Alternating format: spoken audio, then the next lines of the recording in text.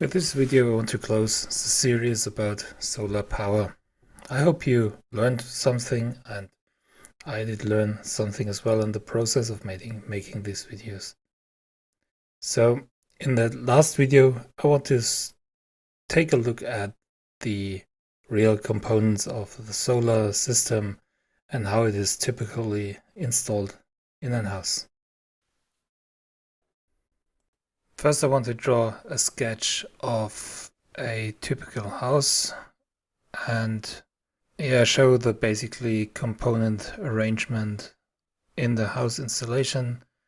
We have the solar panels on the roof. These are coupled together in groups, and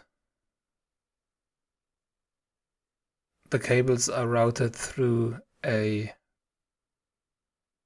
empty pipe in the chimney, which is not used for the heating, down into the cellar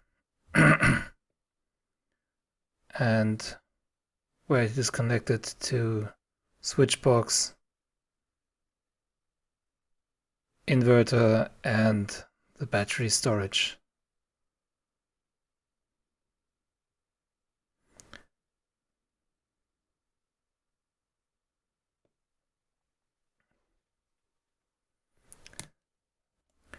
Here you can see the battery storage unit with the inverter. The battery is down below. It's this box down below, and on top of it is the inverter with a round air fan in the middle of it, and it's a compact system. It doesn't need much space.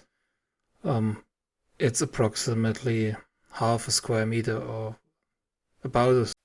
So that's it. Thank you very much for watching and sticking with me.